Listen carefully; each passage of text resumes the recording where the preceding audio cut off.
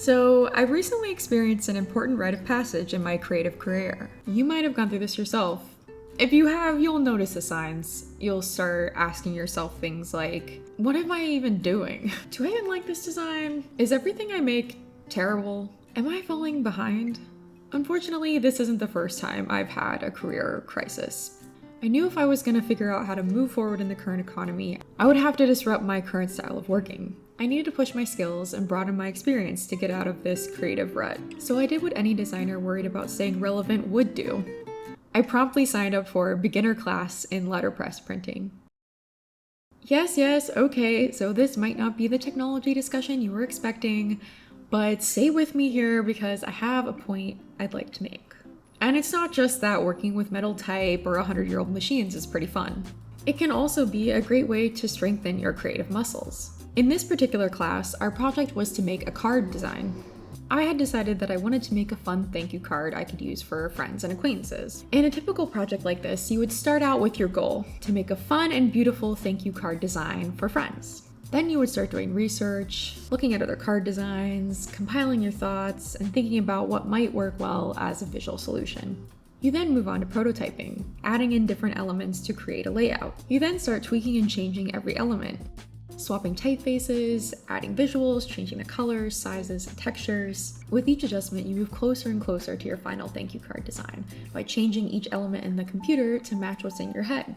But you can forget all that because this wasn't a typical card design project. Instead of being able to make anything that I wanted, I was limited to using 5x7 cards.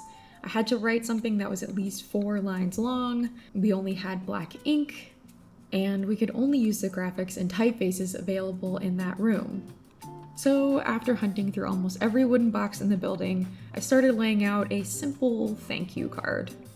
I had found some cool stuff: geometric shapes, vintage telephone stamps, delicate floral borders. But no matter how I arranged them with my simple type, the design just wasn't coming together.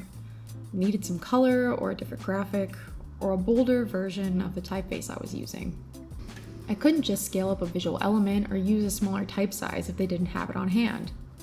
In my desperate attempt to find something else that would fix my design, I spotted this old black letter type.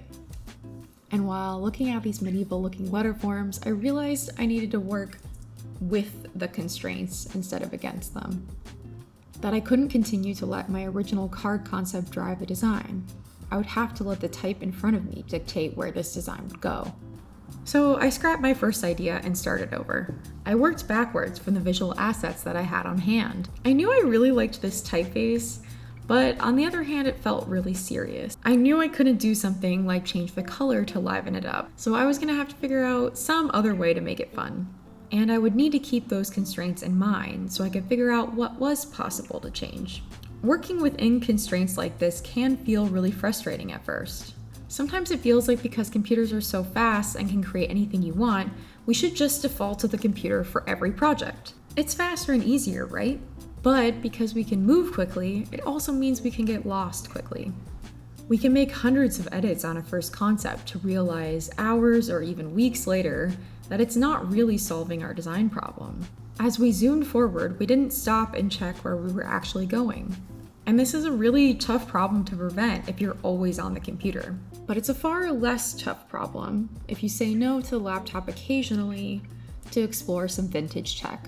Back before the Earth's crust cooled when I was in school, I was required to take a film photography class. We had to shoot with film, process it with chemicals, and then print our final projects in a darkroom. And I thought it was stupid. We really needed to be getting better with digital cameras instead. That's what we would be using in our future jobs. But working with analog film actually ended up being way more impactful than my digital photography classes ever were.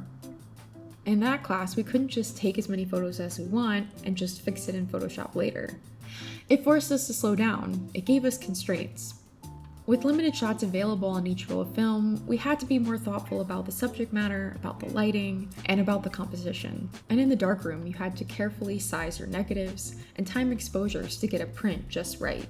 I never thought about photography the same way after that class. I think differently about composition when I'm holding a film camera versus snapping a picture on my phone. What feels like restriction and a sometimes painful slowness actually forces me to do something I have so much trouble doing these days. It forces me to stay focused.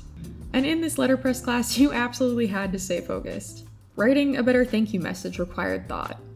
Hand kerning letter forms and then making sure you don't drop it on the way to the press required attention.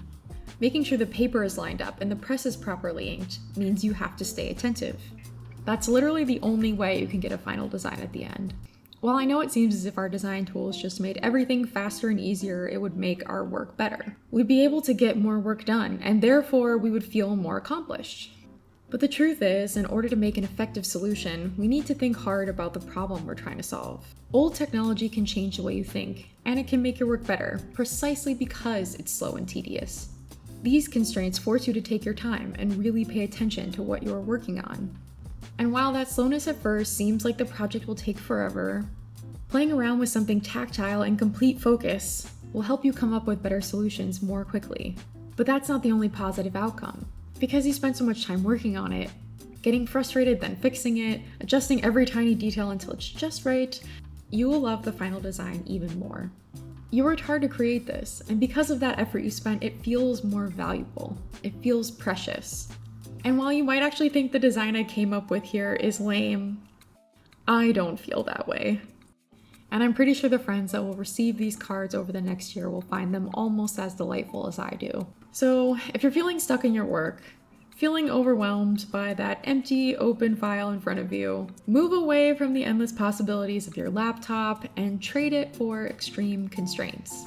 Stop and slow down, work with your hands, and try something new. You might find a whole new way of working, and you might just make your favorite piece yet.